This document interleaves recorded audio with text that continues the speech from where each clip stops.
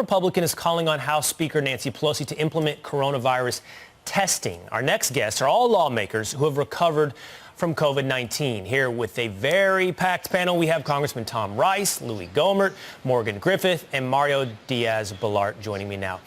Gentlemen, thank you all for being here. You've all tested positive for coronavirus. Congressman Diaz-Balart, we'll start with you. Tell me about your experiences really quickly and maybe how we might learn from you what the president is going through. Look, I had 3 weeks where I felt horrible. I had a low-grade fever for, again, about 2.5 weeks. The first 4 or 5 days were the worst, where I had a more intense fever and feeling pretty bad. But I will tell you all, I worked through the process. I didn't stop working. I was on the phone, obviously. And so I was able to keep working. I was able to still, do the job that I was required to do. Congressman Rice, tell me, we're wondering right now, where did the president acquire coronavirus? That takes a lot of effort in contact tracing and really doing some investigative work. Were you able ever to figure out where you contracted coronavirus? No, I really wasn't. I suspect it was from my son, who had been out to a restaurant in the recent. But we were pretty isolated up until the time that I got it. I want to say though that the president's out around a lot of people, and I'm glad that my commander-in-chief is not hiding in his basement in fear of this when he expects first responders to go to work. I'm glad a real leader does what he expects other people to do as well.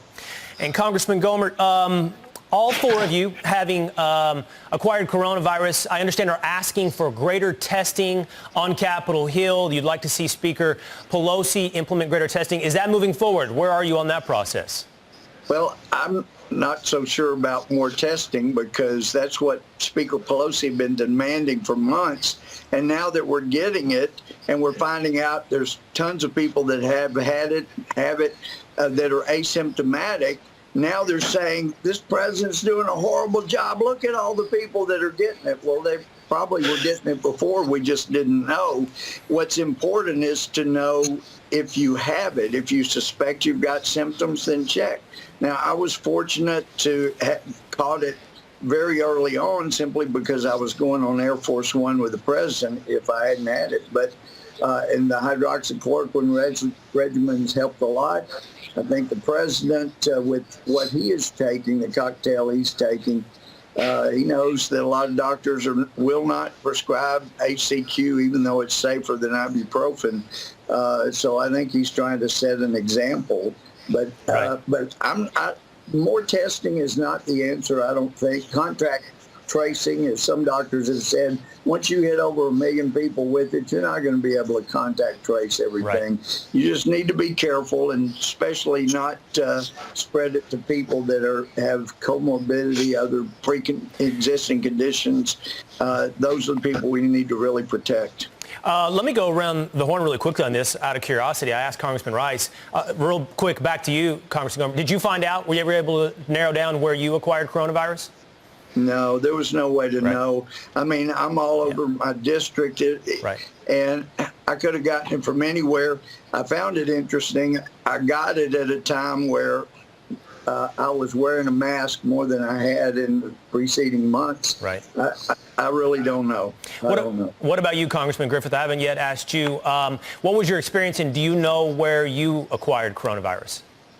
I had fairly mild symptoms, a fever for about a day, and then I was fatigued for maybe a week. And I don't know where I got coronavirus. I was wearing my mask fairly regularly. The only time that I didn't was when I was speaking at a microphone, and yet I got it. And it was interesting that people who were there with me at the press conference did not get it.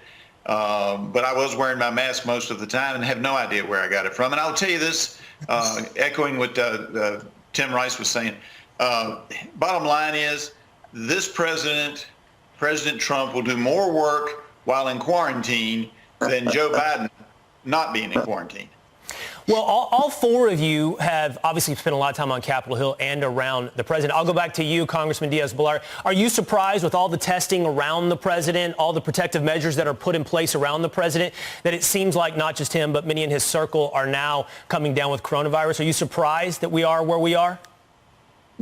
Look, the president and his team are exceedingly careful, but I will tell you that I was exceedingly careful when I got it. I have no idea who gave it to me. I got it when I was in D.C. early on.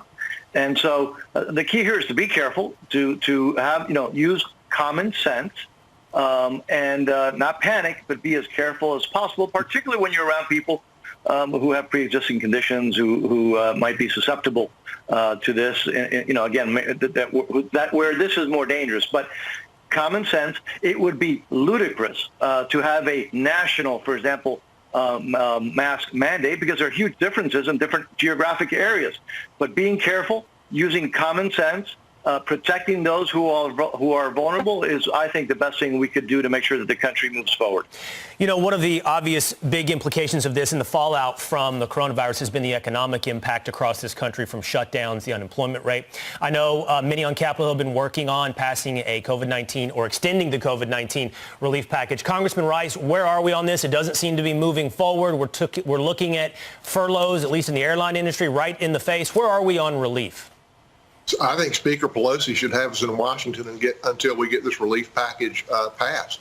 Everyday Americans are struggling, small businesses struggling to survive, and we need to do what we can to mollify that economic impact.